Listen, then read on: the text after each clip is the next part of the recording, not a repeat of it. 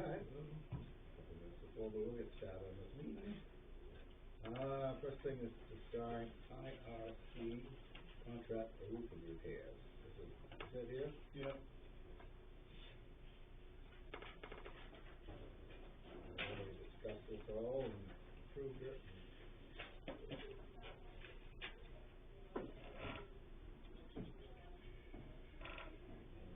Susan's signing right here. Yep.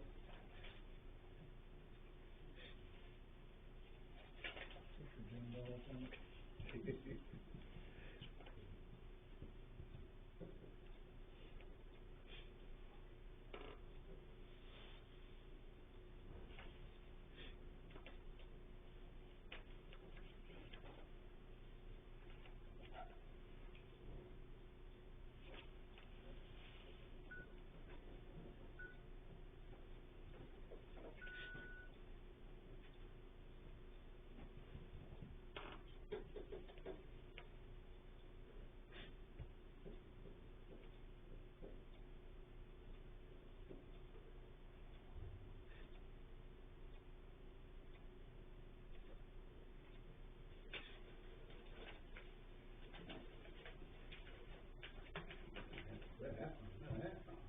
And Robin, he was also looking for our tax exempt stuff. It's ready, that. Like Okay, I said, good. sign it. Send that thing. I sent him an email telling him that I'd be forwarding it from him tomorrow morning. All right, great. And next thing is draft article regarding select board signing tax acquired property. Late in the day, but I don't know how I stumbled onto this thing, looking at the town of Porter's warrant, and the wording on it started a little weird to me. And then I went to MMA's website about sale of tax acquired properties, and turns out, there's been 2 iterations of the law since our warrant article was written. There was one, I think maybe 4 or 5 years ago, when LePage was governor, some old veteran had his house possessed by the town and sold, and it was a big stink. So there was a law put into effect that said if you're 65 and older and it's a homestead, that you have to go through a very specific set of processes and procedures to sell it. And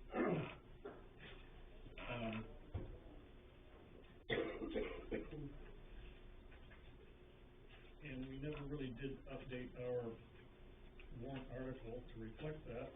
So I don't know that we've ever taken anybody's property in that regard.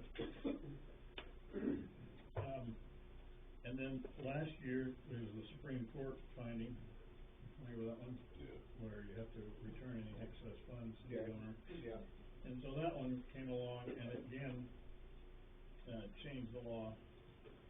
And our warrant article just says, we dispose of it as we deem appropriate. And MMA, for some reason, doesn't believe that covers us. It says the law says if the municipality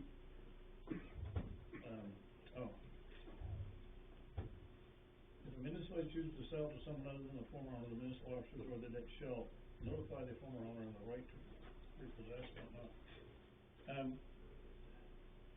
It says that the article should tell us how to do it. I don't know. So what I did was I drafted up one which I think does it for us, which says we will 6 months to work with the owner that's been foreclosed on to try and sell it back to them. Mm-hmm. If we can't come to some kind of an agreement in that process, then we go through the process here, which is in essence, is you have them notify them that there's a 90-day window for them to request the process that's established in the law, and then you take it, try to sell it to a real estate agent and so forth. And then if you can't get it that way, then we can dispose of it as we deem appropriate. But then we still have to give back any excess to them. So, I think that what I've drafted covers us. The one thing that's not spelled out or directed is to do this 6-month thing, you know, to try to work it out with the owner. We can sell it back to them. But what it does is it gives us as a select board the opportunity to come up with the terms that we deem appropriate, that's what it says, by dealing just for them, not trying to put it out on the streets, so. I don't know. It's up to us, the board, is how we wanna propose that it go into the warrant, but, So I think it's important that we do something that, directs us to the law, because, you know, as time goes by, you know, we're no longer here, people figure out why we're doing this thing or whatever. They have the law stated of how to do it, you know, what the process is. Quoting the law is helpful in that it tells us, okay, we have to go look at this procedure and follow it. And they're getting more involved all the time. Simple process of just advertising them on the paper.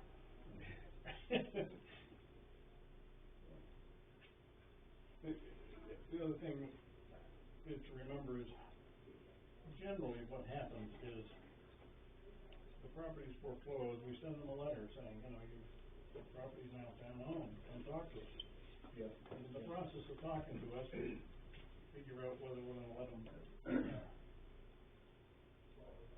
try to pay up the taxes over time or not, if they're eligible for property abatements and so forth. So, you know, we've done a number of these, and I'd say for the most part, they've gone back to the owner. Right, yeah. Yeah. Only when you can't find somebody interested in doing it, or meet the terms. Yeah. So, Robin's trying to finalize the warrant. I drafted the 12, if you think it's okay, we'll just put it in there. Yep. I think it'll cover it. Yep. Okay.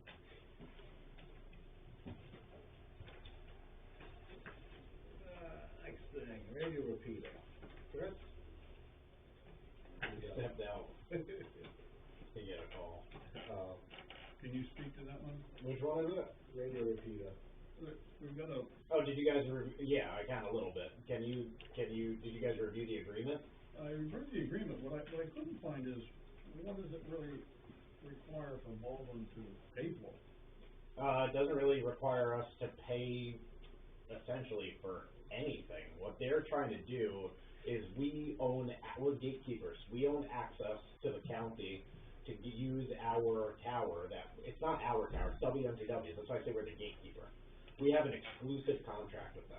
Basically, we would be rewriting our contract with WMTW to allow Cumberland County to put up new coaxial cable, which we just did last year when we spent that money to run new cable and put our equipment down below so it was easier to service. They wanted to output equipment at the top as well in order to better do their digital radio project. Right. And we're basically the only thing preventing them from being able to put their stuff in there. And what we were trying to use it as was a leverage point. Because our radio equipment, ever since we brought it down, we realized it's failing. Now we can see it. The problem is the investment is extraordinary. You know, it's like $130,000 for us to be able to have, you know, up-to-date equipment. What we were trying to do is if we were to maybe put up some of the money up front in order to get some equipment, to use our gatekeeping as a way for them to cover like a service contract. Hey, you take care, we'll let you in, we'll buy new stuff, but you have to then take care of it in order for us to let you in. And what they basically said was, go scratch. So, go scratch. We're not doing that. Oh. The only thing that, they said, yeah, right. And basically what happened was that they said, but we will do some sort of agreement, meaning like if you let us onto the tower, will everything on the tower, meaning that brand new coaxial cable that we just put up and the antenna that we relocated, they will service that. They won't, if we put new equipment down in the base of the radio tower, they will not service it, that is up to us and us to manage, and that's, I gotta be honest, it's pretty normal. It's usually the town's responsibility to keep up with the town's equipment, you know, Right. I tried, I'm not gonna lie. Well, so if I read the agreement, as I understood it. I have they're not gonna- had time to review the agreement line by line, and I really wanna talk to Jeff Hartford about it, so, It looked like they were gonna use our coax cable. nope, they're gonna run their own. No, I'm not pretty sure they're gonna use our coax. You gotta read it and see, Okay, and you can get back to us. Yep.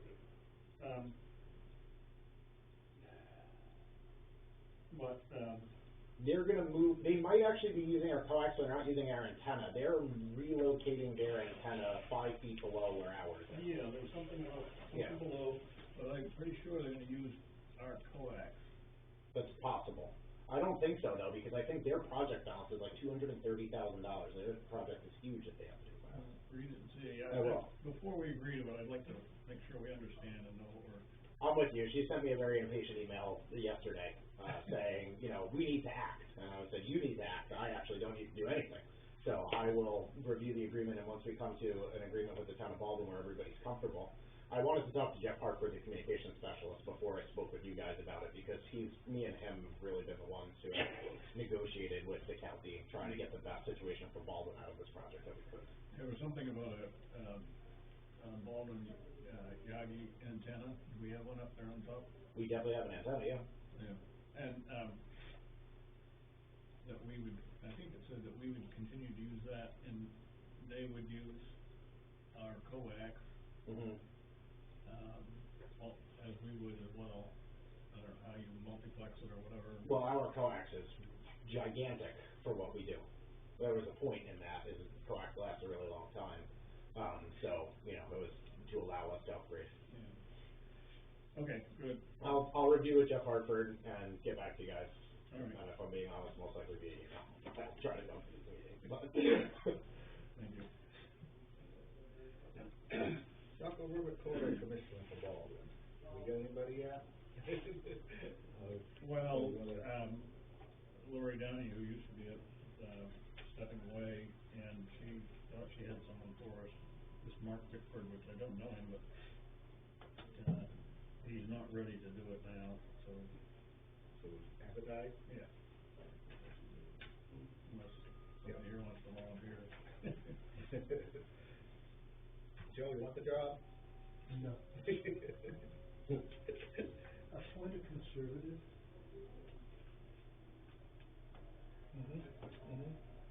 Yeah, yeah. Signed up for safety work. Sign up for safety work. Are we all set with the Department of Labor? If we are, aren't we, Robin? I know they're still waiting for medical clearance from the fire department. Oh, well, That's the only other thing. Joe, then. I don't know why we would wait though to sign up for it, because once you get on board, I looked it up, there's no cost to it. I thought we had to get that cleared up first before we get. I don't know, actually, if that's the case. I mean, we missed Safety Works by like a week with this friggin' inspection. Oh, so frustrating. But, yeah, I mean, I don't know if that's the case, Jimmy. It might be. I don't think so, I didn't. It might not be. Safety Works is there to make sure that it works out for BLS for you. Right, right. I mean, give it a shot, yeah. All I can do is tell you to wait. Right? It's a great idea. Right, yeah. Safety Works is a good idea. Yeah, we went through it before, and we've all got kind of dropped on that. You don't have to pay them, but they're gonna make you spend money. Right. Just let you know. Oh, yeah. Yeah, they're gonna come and inspect And tell you without finding you what you need to do. Right. Which is nice. Yeah, it is. It'd be nice. You'll fix it, and then come back, do another audit, and you fix it. Mm-hmm. You keep doing that till you've got no more violations. So who's gonna call safety work? I bet you Chris would do it. I'm not gonna volunteer for him, but he's pretty familiar with the process. If not, I'll do it, but, when Chris comes in, we'll see if he can reach out, because I know Sebago, the second Tammy showed up here, Tobago and Cornish both called safety work. They heard, I told everybody, of course, you know, it's the right thing to do. You don't wanna see your neighboring departments get nailed, so everybody called safety works right about that. I think they did that the last time. Yeah, they usually wait for somebody to get slaughtered to pass it up. We don't need to wait for it again. Okay. I'll check with Chris. If not, pass it on to me, but I think he'd be happy to. Okay. Pretty easy. Placement of cemetery flags. My father said he'll do it, but he doesn't wanna do it alone. The guy that usually does it with him is not doing it too well. So, he just gotta find somebody to help him. So I'm gonna bring it up and see if he can find somebody. I told him. You would help him? Yeah. Okay. Alright, cool. Thanks, Joe. It's nice when the weather's nice. Yeah. Yeah, if it was raining outside, I wouldn't have volunteered. I'll tell him that. Yeah. I suggest, you know, get Paul, or maybe Paul would help him, I don't mind riding around in the truck with your father. No. Really?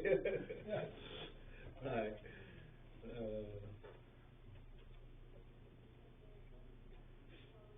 Reminders. I haven't got my calendar, I lost my calendar. What do we got? Planning board meeting on Thursday. Yeah, you got a budget meeting tomorrow? No. Okay, so scratch that. And it's planning board meeting. Town office is open this Saturday from 8 to 12. Alright. You got anything, Sandy? No. Chad? You gotta call Saturday, safety works.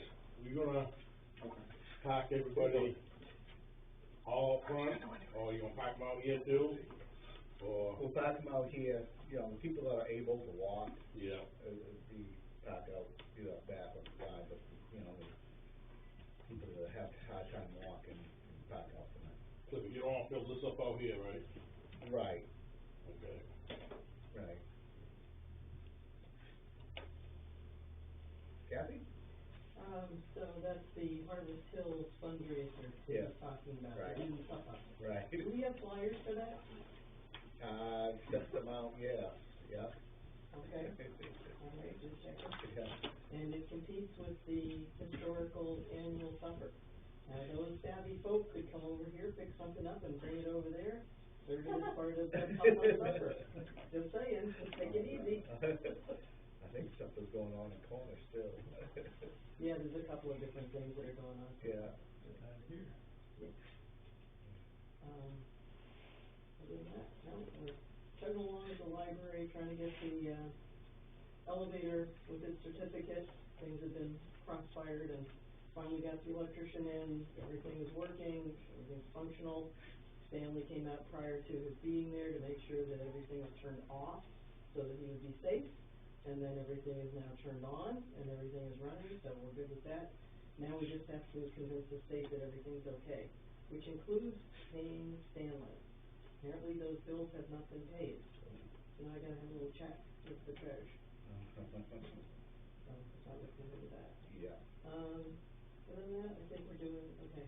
Looking forward to the town meeting coming up. Yeah. We'll have a candidates night the Monday before at 7 o'clock at the library, so that anybody running for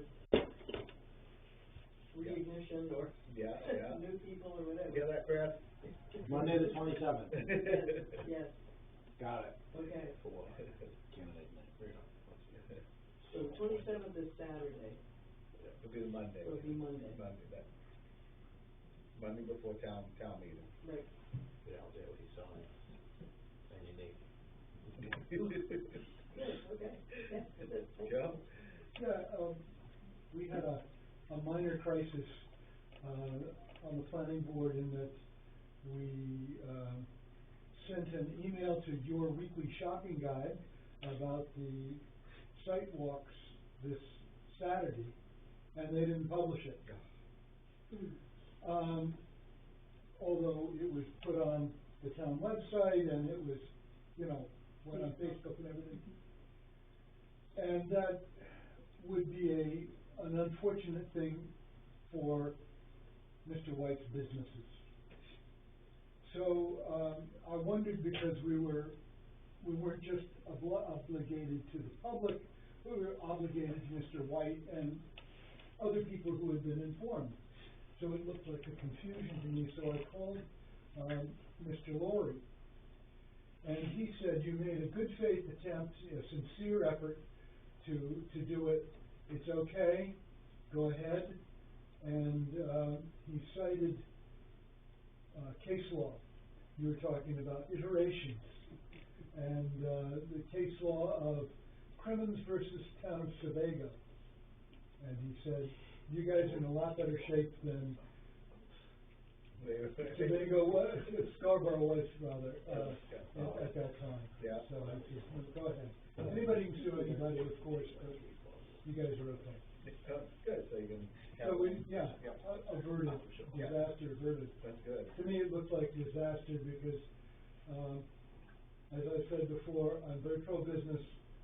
I want, other towns, big cities, big states have whole departments to go out there to bring businesses in. Mhm. We just sit there and by chance people come in. Right. And, we can't afford to send them away. Yeah. The planning board, tries to make it possible to work out any problems and to see that it's done legally. But I don't think we're there to block things. I Right. don't think that's what our ordinances are about. Right. Yeah. So, They'll be in, but, they're in this week, they'll be in Wednesday's paper. yeah, they will be in this week, so there will be public notice. Okay. Not the 10 days, but, our lawyer says it's okay. Yeah. That's good to know for the future. Yeah. Yeah, Yeah. thank you. Thank you. Mary? No, I don't, thank you for asking. Don? I'm good, thank you. Good? Okay. Steve? Do you have anything? No, you go ahead. All right. I'll wait. I won't keep you here too long, I promise, but obviously since I've been gone a while, it's good to see all you. Because, yeah, a lot's gone on. I really appreciate Chris and Stevie Thorne for picking up a lot of my slack. So, that's been good. So if you have major fire department questions, go to them first and they'll come get me when they need me. Good news, from the fire department is that our junior firefighter, Zach, your nephew, right? It's good news and bad news, but the good news is that we were successful in raising him as a junior fireman, and actually I wrote him a letter of recommendation to get into SMCC's fire department live-in program, and he was accepted by the fire department of North Yarmouth. So he is now going to be a full-time fireman and practicing for his EMS license up in North Yarmouth to start a career in fire service, which is amazing. That's what we want to do with our junior firefighter program. It's the actual, this is success, to get somebody into a career as a result of what they did volunteering for the town, and that we can help them get there. The only bad thing that I mentioned is well, now he's on that fire department. So now we have one less person. So, it's very exciting. For me, as a chief, that's besides, saving people and making a difference in fire protection, it's the best possible thing that we can do for Baldwin. Get people involved and then get them into a career as a result of it. So that's really good news. I'm happy we talked about the tower, because that's what I was coming to tell you. I just need to speak with Jeff Hartford about it. I know you've talked to him a little bit about it, and we'll come to a good agreement, so obviously that one's already, talked about. The department, other than Chris and Stevie, we still are in contact quite a bit, and I've been doing the best that I can to help them as much as possible, with all the changes that I'm going through and dealing with. So I appreciate everybody's patience, and we can talk a little bit more about that later. I think, one of the big things that I came here today is a little bit more as a townsperson and less as a fire chief. I think a lot of people, but maybe not everybody, has been aware of what's been going on up on West Baldwin. It's been pretty ugly. And, I'm sitting in a room full of people who have been in this area a lot longer than I have. I've been here for 5 years, and I don't want to speak. What I know of Baldwin is a community of people who, I sit here primarily because Howard Burnell got me involved in this town. As soon as he met me, I helped him with one thing, and that was it. He was like, you need to do this, you need to do that, you need to be the fire chief, and you know. And Howard's a wonderful person who's helped me out with a whole bunch of things, and all of a sudden I met a whole bunch of other wonderful people that helped me out with a whole bunch of things, and so this was, I feel like something was one of the, like, the least I could do. You know, Baldwin to me is filled with a bunch of very decent, good people. Every community has its, I don't know how to say this, you know, bad people. We call them shitbags in the fire department, excuse me, but that's just what they are.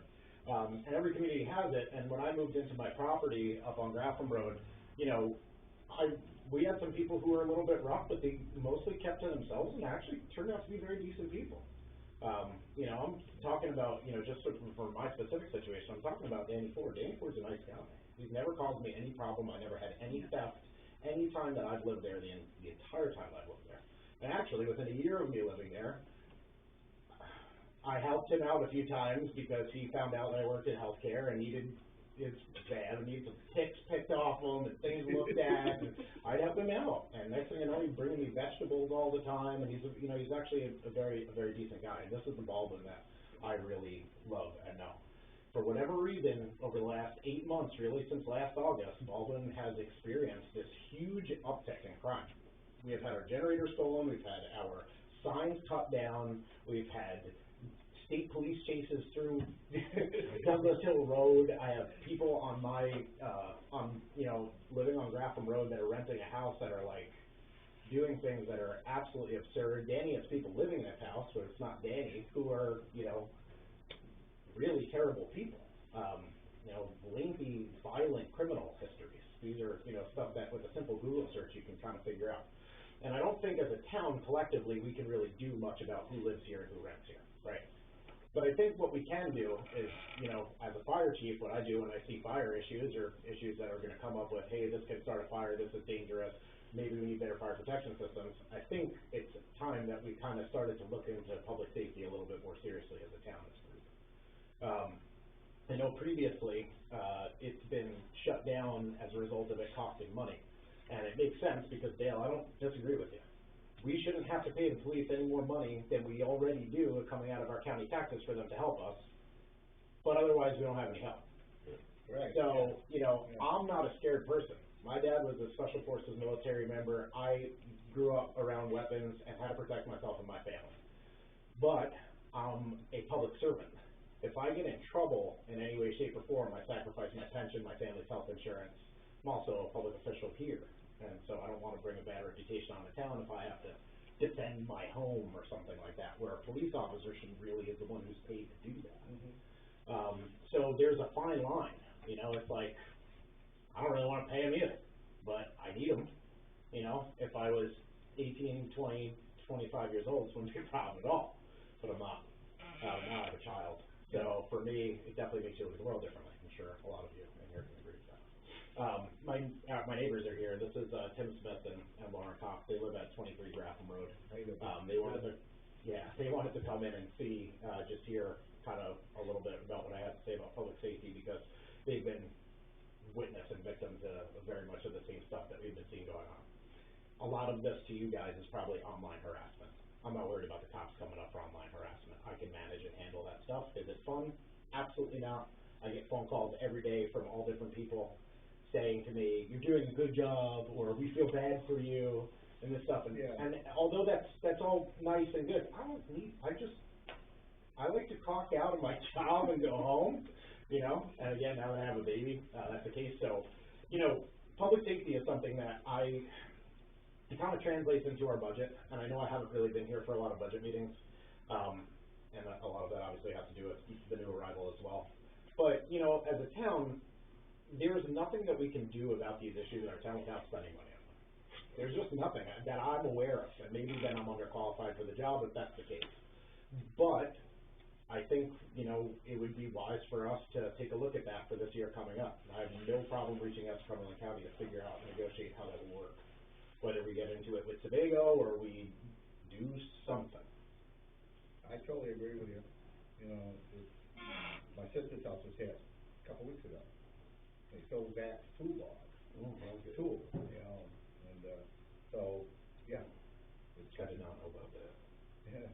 So Cumberland County just put out an email. I didn't get that today. email. I didn't get it. You didn't get it? No. You know, we have like a Talking to him town, about it, and he didn't say No, anything you good. forwarded to me.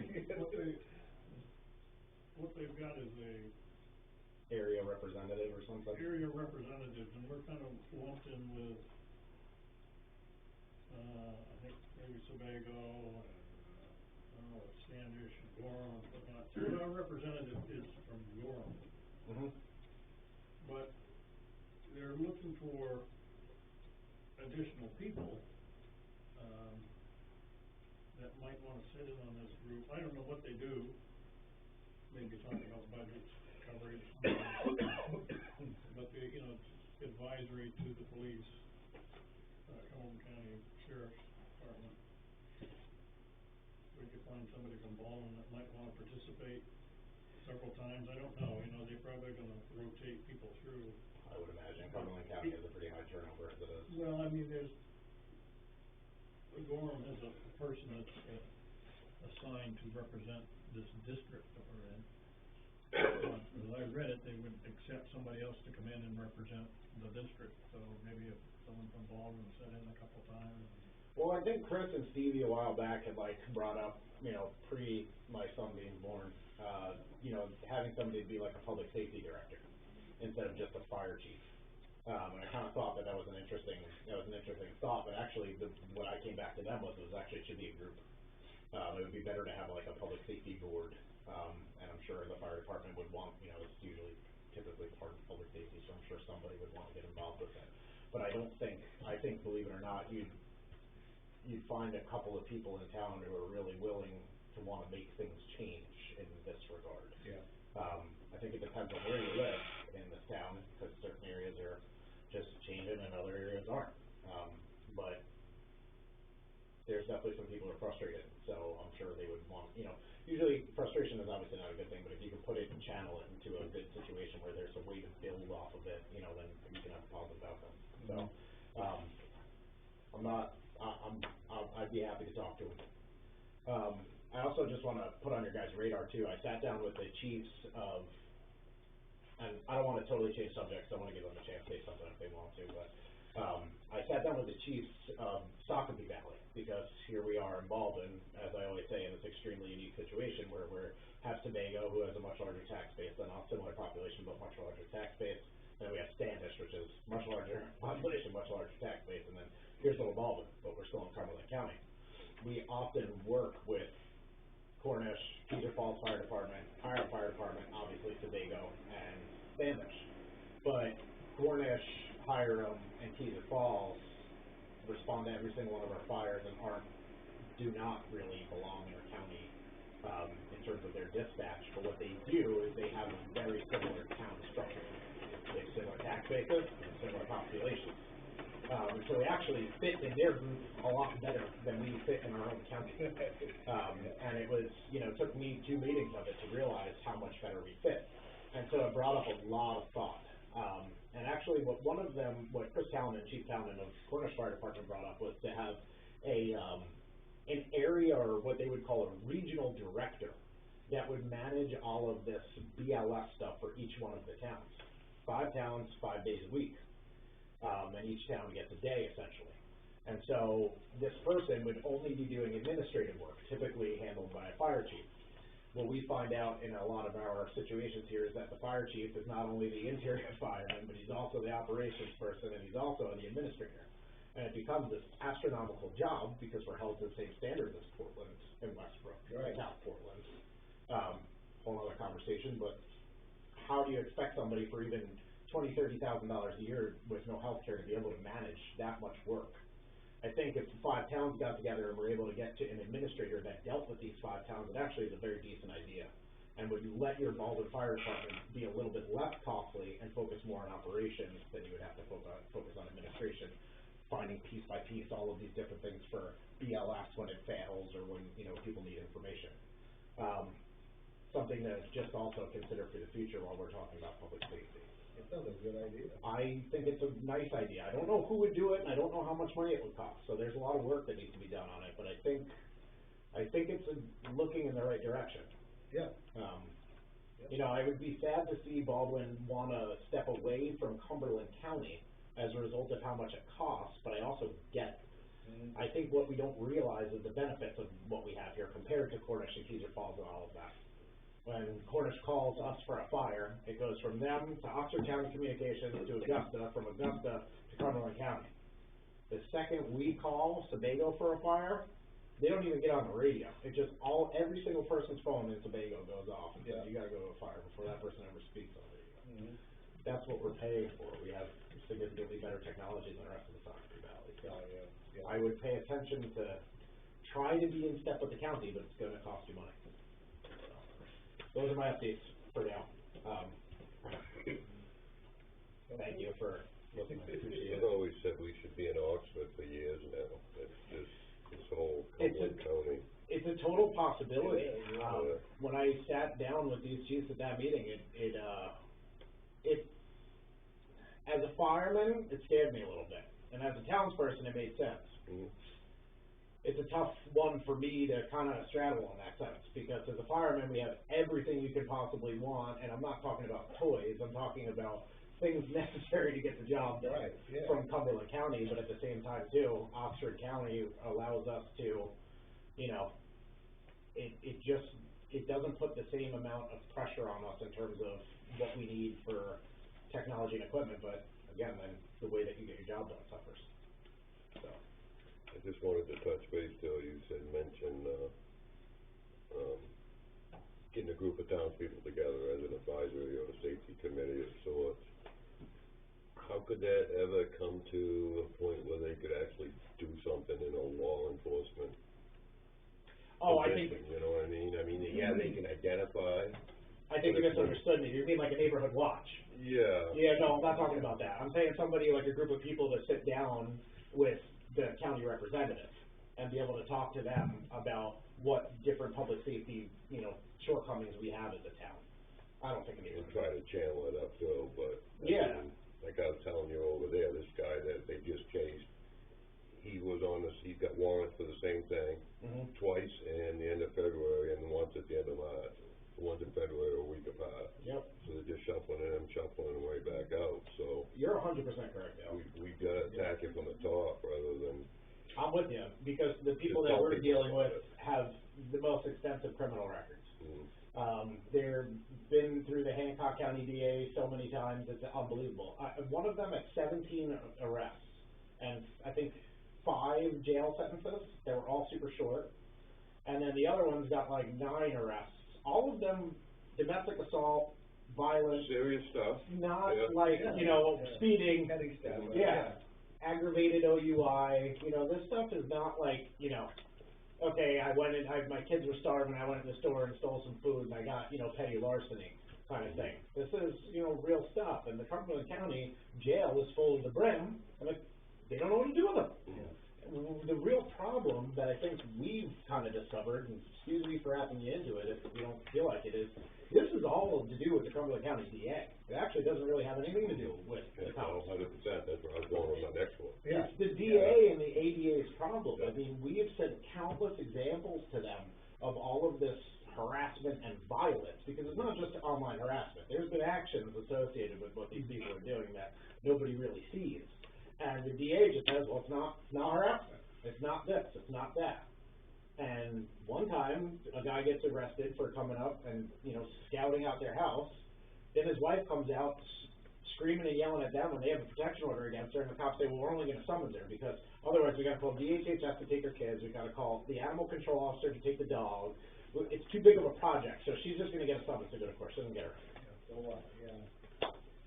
So that's what I meant by a group. The group, I think, would be better in terms of being able to organize and discuss, instead of making it fall onto one person, to organize and discuss all of these issues that we have in terms of public safety. And maybe not so much press Cumberland County, but the DA's office. I mean, we're not, I can only speak to Westbrook, because I only live in Baldwin. I work in Westbrook. Westbrook has its own cops. They arrest everybody. That town. They're good police officers who really care about their community. I've watched them de-escalate terrible situations that you guys don't wanna hear stories about. And I'm pretty impressed, because I'm like, well, I thought you guys just like run people over and arrest them. And they don't. They just have a high crime rate because there's a high population, a lot of it's low income, and a lot of it's changing due to gentrification, right? People, get more expensive, people from Portland are moving outwards, and so it's pushing a lot on the people who are low income in that area, which results in crime. We're feeling the first effect of that. I can't, I don't wanna be like a doomsday person, but I can't see it getting any better unless we do something to get ourselves in the public safety. That's really it. And it is the DA's office. Yeah. So I Yeah, think they well, make she was funded before she got in there, I remember that whole, before. As of right now, the DA put out a notice, so obviously we work with cops a lot. The DA put out a notice to the sheriff that anybody speeding 30 miles an hour or under, don't pull them over. If you're currently driving without a current registration, not an offense. I mean, an unregistered car, it's a little too lax for my comfort zone, and I'm like a very hands-off kind of person. So, I don't know. Yeah. Definitely part of the bigger problem. Maybe they may need to hear from us as a town, possibly. I share your frustrations too. Yeah. No, Not quite to the extent you guys have gone to. You're not minimizing it. Yeah. I appreciate that. All right, enough. Christopher. Done. You're the chairman. I talked to FR Carroll today, or Allstate Asphalt, if you will. Currently, we're looking at the end of May for Brown Road. We've been up there ditching the last 2 days, and gonna be doing some culvert work tomorrow, hopefully. The 21 International is currently going down to Allegiance tomorrow for a rear end issue, and I may have to be bailed out. I might drive the truck to the south. They won't arrest you for it. No, you're good, the DA, and then Cumberland County. It's Scarborough, Saco, sorry. Yeah. They got their own voice for it. You'll be messed up. Anyways, they said that they'll have it fixed by tomorrow night, which is good. Everything else is going good. You guys all got I don't know, I was out of the room when you guys talked about the tower project, but anyways. We're just gonna chat with Jeff. Yeah, that's fine. I talked to Jeff, so you can talk to Jeff, and then we'll all be on the same page. I guess, so we put $30,000 Yeah. in the warrant Yep. for the Good tower idea. project. Yep. But the idea for that was your $120,000 project that you talked about earlier. But if that project's going, then do we have need for that money, or is it? Well, we do, because we still have to replace the repeater. Okay. It's still gonna be, $70,000. yeah, could be 70 to 100, depending on what year and when we get it. There's a few other things that we don't really know yet about things like that, the unknowns, I guess. Eventually the repeater has to get replaced. I mean, We don't know. her We don't- ghosting today. Could be today, could be tomorrow when it proves. The biggest downfall is the repeater's just gotten to a point that we can't buy parts for it. Yeah, we just need to have a script when it comes up to the town. Yeah. What's the money for? Yeah. I mean, I'm happy to talk about this at a budget meeting. I'm not sure you believe this is the venue, because, We're gonna be the budget meeting. Oh. The warrant's about ready to go out the door. Okay. Yeah, I mean, that's fine. Yeah, I mean, it's difficult to,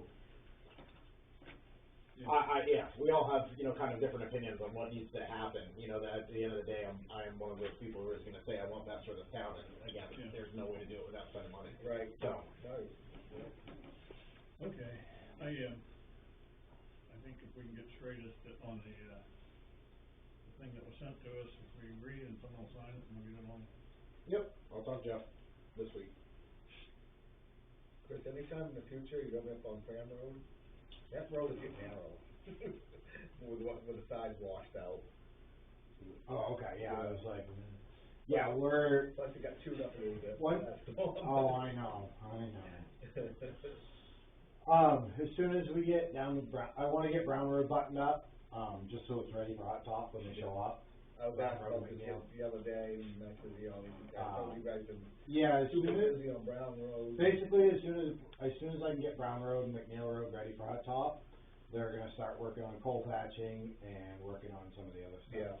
Obviously, I have this week and next week, and then I will be out for at least a week or two, At least maybe 3, we don't know. It's a little unknown.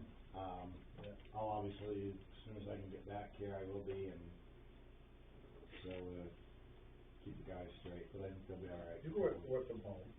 If they'll let me drive, I can work from my truck.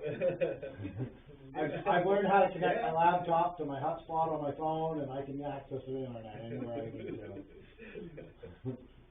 That limiting road ordinance, half of it got rewritten on the way to Skowhegan one day.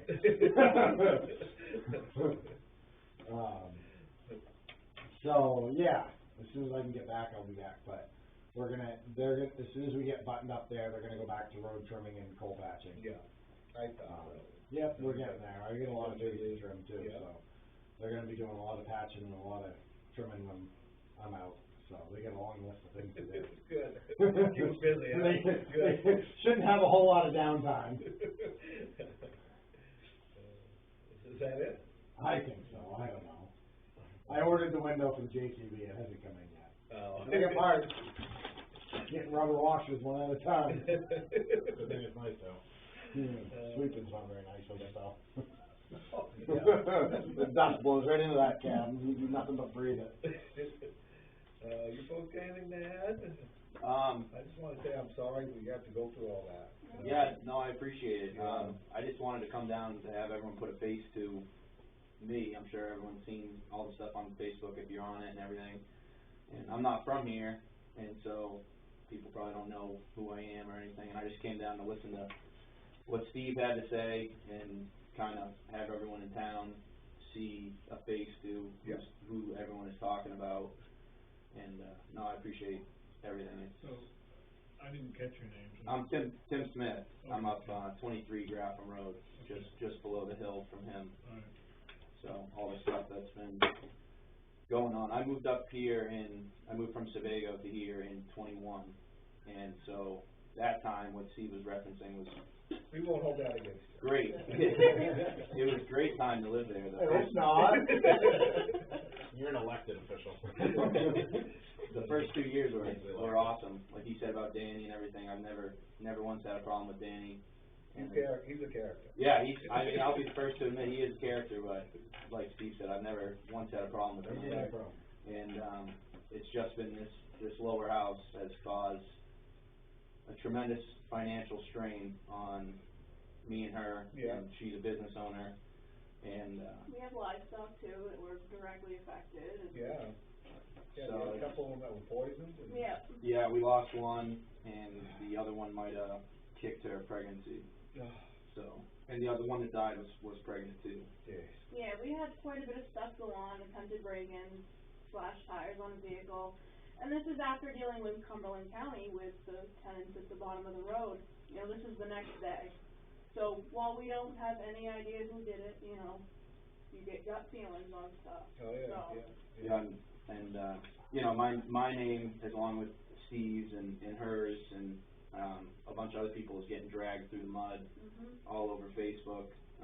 Very nice people in the towns of Sebago and Baldwin here, and so I just wanted to put a face to who is getting talked about. Yeah, yeah. So, but no, it's unfortunate, but you know, like Steve said, it's everywhere. It's not like it's only happening on Graffham Road in Baldwin. It's happening all over Baldwin, all over Cumberland County, Oxford County, nice towns. I work for Keeley Electric in Portland, and we'll work in Cape Elizabeth, and there's people that have their catalytic converters come out of their stuff in Cape Elizabeth and Yarmouth. Nice, a lot of money in those towns. It's just kind of the way the country's going, Yeah, which is a shame, but. yeah. Anything else? No, that's it. Thank you. Thank you. Thank you. Bob, then? Yeah, I got one. You guys read the letter that R.H.R. Smith sent to Deb about the audit? I ran through it real quick at first, and then I went back and read it again. And right there in the first paragraph it says, as of April 19th, 2024, your audited financial statement for the 6 months that ended June 30th last year have not been completed. So the number that we got, subject to change. All right. And then in the next paragraph it says, we want you to sign and understand the contents well enough to take responsibility for them. I don't know what the auditor is doing for us, but then I went back and looked at the information, and I generally hone in on statement E, because that's where it talks about what your fund balance is gonna be. And we lost a significant amount of fund balance from the draft that we got on the 24th of March to the one we just received. Let me see, say 1, 1, 2, 8, 2, 6.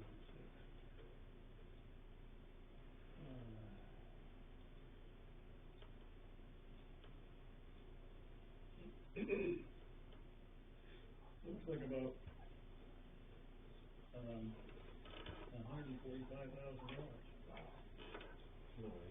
What is this referencing? Yeah.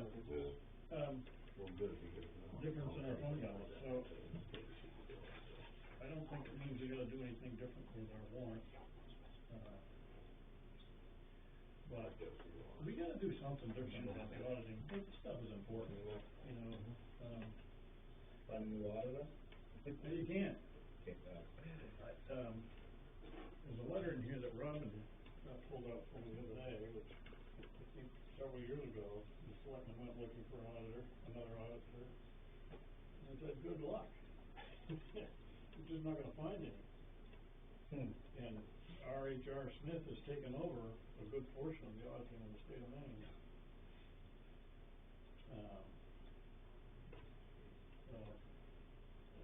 I think I've said before that the best thing that we can do is to try to get our town meeting after an audit has been produced. You know, at least somewhat complete audit. And I think that means rolling the town meeting to September. This year? Not this year, I mean, next year, you know, we've already done our budget, we're ready to go. But Yeah. the thing about next year is that we want a chance to have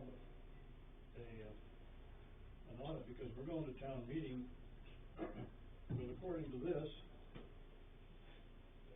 you know, a couple years worth of kind of rough audit. Yeah. You know, I tried to read the tea leaves, but it's not good, Right. Because if we finish out the fiscal year, have a couple months to get something on the books for an audit, you know, then maybe we'll have a better chance of doing it right. Yeah. Yeah, maybe so. Yeah. Sounds like you're right.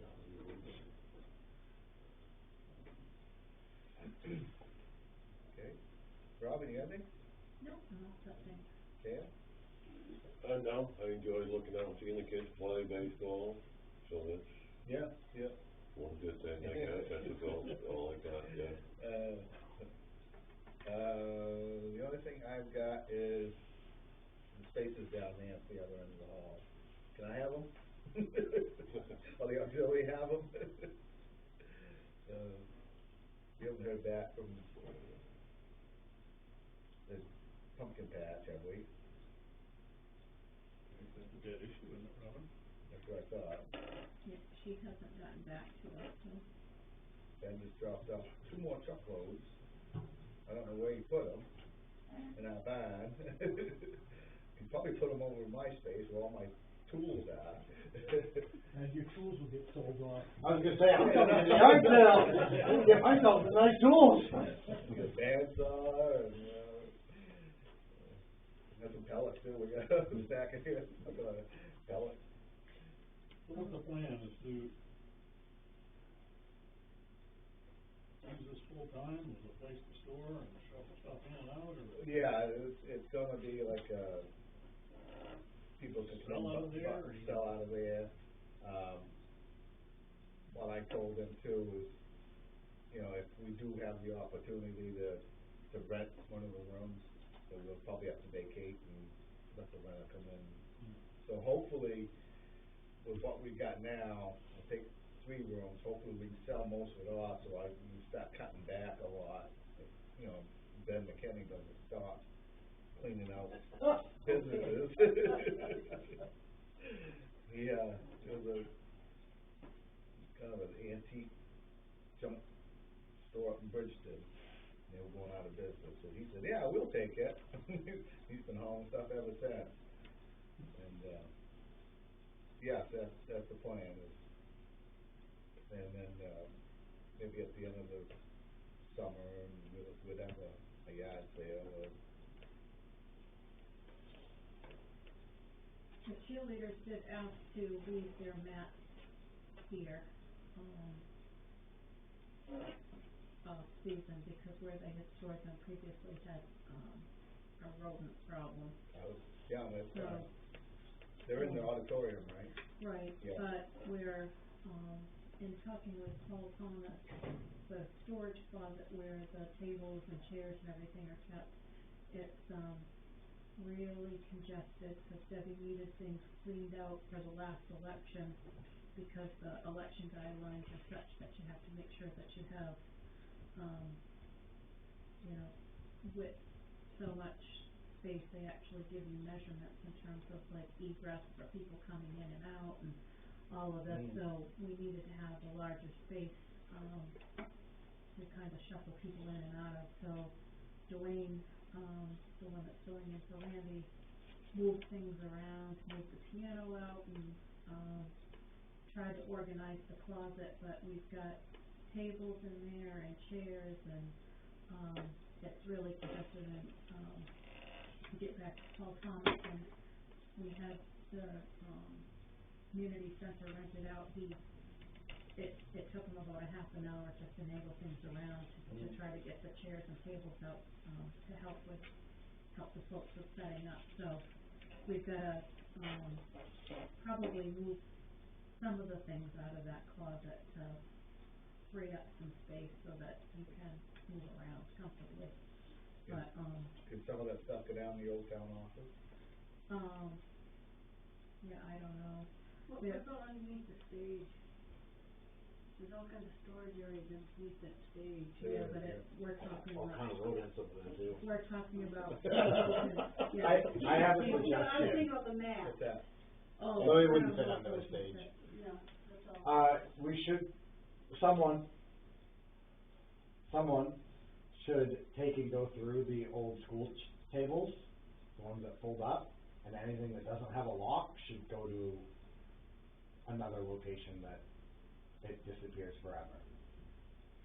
Because there's a lot of them, I noticed when I we do the baby shower or whatever here, like half of them don't have a lock, so they can just fold down whenever they want, when they're folded up.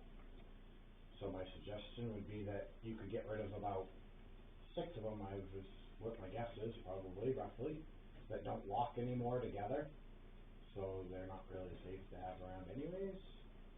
Get rid of those And get rid of those, and if the town has to buy some of the plastic folding tables like they use for the senior lunch, then so be it. we already have the chairs, so. Right. Yeah. I mean, Those lunch tables aren't really. they're for kids. Yeah, there we go. I like that way to put it. I'm too old to try to get my foot over the bench now. That's why I sit on the end of the picnic table. No, you got a good point. And like I said, a lot of them are broken anyways, with the lock that actually holds them together, so they can just fold That out. could be one thing they'll pick up on the safety work. Anyways, Yeah, that would be a suggestion. That could clean up some space in Yeah. closets and on the gym floor and everything else. take one to CIA. No, they're all metal? They're half metal, half plywood, Yeah, something like pressed press cardboard, Yeah, junk, yeah. fiber. Right. That's all I have. Yeah, I move the select board go into executive session pursuant of one MRSA, section 405, 6A, to discuss personnel matters. Go ahead, then vote. I do have a question. Do we have what does our disorderly house ordinance do? I know you don't love that one, Bob. I don't love it, but I wrote it.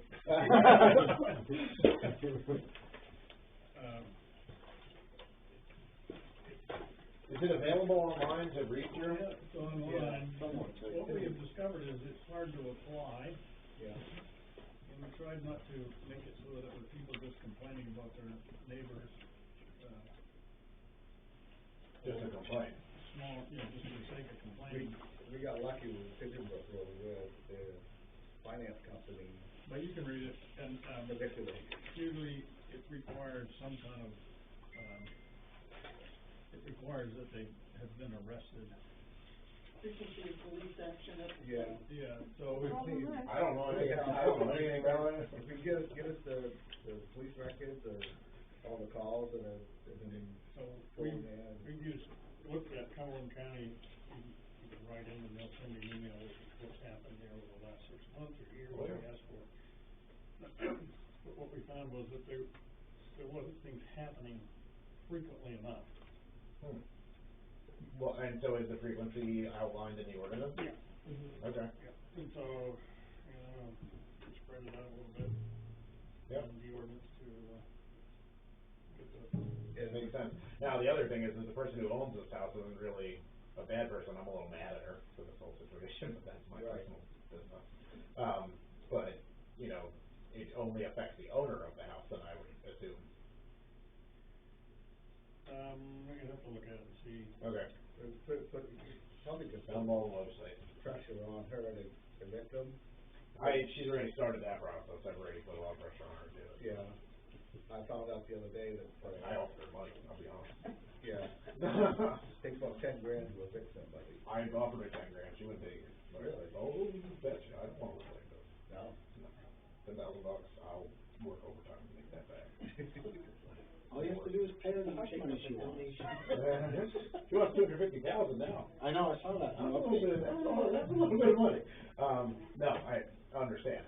So the disorderly house ordinance, I'll take a look at. Yeah. I just, obviously, if it only affects the owner, it's not something that's really bad. I've spent a lot of time circling dates on the, calendar for a couple of places, and I just couldn't get them to stick.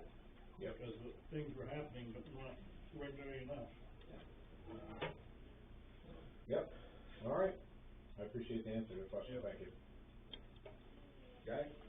When's Chad putting out the booties? oh, yeah. Tomorrow. Yeah, Paul, going to clean up the Tell me to go through. Yeah. Yeah, I got a hold of